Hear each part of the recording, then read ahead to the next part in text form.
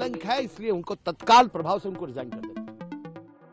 Allahabad high court bar association के अध्यक्ष अनिल तिवारी ने बयान दिया है, एक सामान्य सरकारी कर्मचारी के घर में अगर 15 लाख मिलता है तो उसे जेल भेज दिया जाता है, लेकिन एक बड़े जज के घर में 15 करोड़ कैश मिलता है तो उसे इलाहाबाद हाई कोर्ट में ट्रांसफर कर दिया जाता है।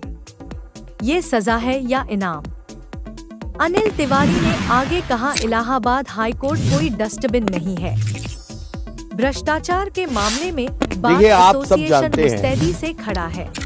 न्यायपालिका हम यहाँ उस जज का स्वागत नहीं न्यायपालिका की ताकत क्या है? डेमोक्रेसी के 3 पार्ट। उस जज का विरोध होगा। लेजिस्लेचर है, आप चुन के भेजते हैं। कौन चुनता है? पब्लिक। उसके बाद क्या आता है? एग्जीक्यूटिव। उसी में चुने में से कुछ लोग एग्जीक्यूटिव में आते हैं। और तीसरा पार्ट है न्यायपालिका। न्यायपालिका की ताकत कौन है? पब्लिक। तीनों पूरे इंटायर नेशन जो डेमोक्रेटिक सिस्टम है उसकी ताकत है पब्लिक। अगर पब्लिक का विश्वास न्यायपालिका से हटेगा तो क्या होगा ये खुद आप अंदाज लगा लीजिए। पूरा देश कोलैप्स करके नीचे चला जाएगा। एक सामान्य कर्मचारी के घर पे 15 लाख रुपया मिलता है तो उसको जेल भेजते हैं। एक जज के घर पे 15 करोड़ रुपया कैश मिल रहा है, उसको घर वापसी का इनाम दिया जा रहा है। क्या हाईकोर्ट, इलाहाबाद हाईकोर्ट क्या डस्टबिन है, कचरा बिन है? करप्शन के खिलाफ हाईकोर्ट बार बिल्कुल स्ट्रांग फुटिंग पे खड़ा है। हम उसका स्वागत यहां नहीं होने देंगे। उनका ज्वाइनिंग अगर होती है, we will sign the high court, lawyers will abstain from work. आगे देखिए, आज का ये जो अभी आपको फैसला है, जो हमने स्ट्रांग वर्ड में प्रोटेस्ट किया है, ये एग्जीक्यूटिव का डिसीजन है। We have got the power to protest.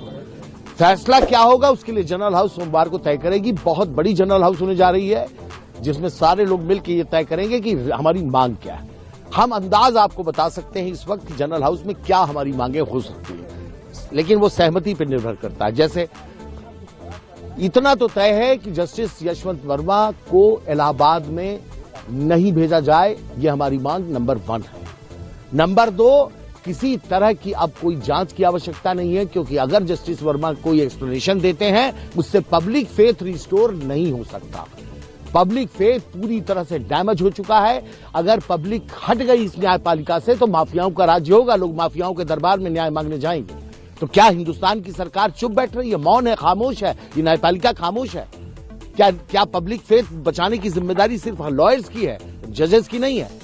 Honourable supreme court ने जो ये कोलिजियम ने डिसीजन लिया है, हम उसके अगेंस्ट हैं, हम उसके खिलाफ प्रदर्शन करते हैं। अगर वो आते हैं तो उसके बाद और ज्वाइनिंग यहां अगर होती है, उनका स्वागत यहां होगा तो हाईकोर्ट को हम साइन डाई क्लोज करेंगे।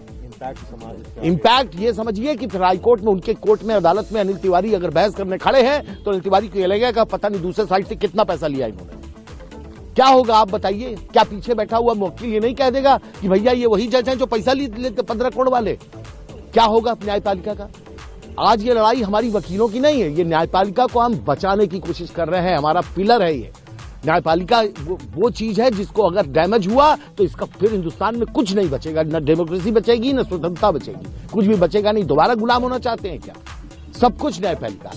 मेरी दूसरी बात यह है कि मैं तो एक स्टेप के आगे की बात कर रहा हूं। जस्टिस यशवंत वर्मा का न्यायपालिका में फर्दर बने रहना पूरे हिंदुस्तान के लिए बहुत बड़ा कलंक है, इसलिए उनको तत्काल प्रभाव से उनको रिजाइन कर देना चाहिए।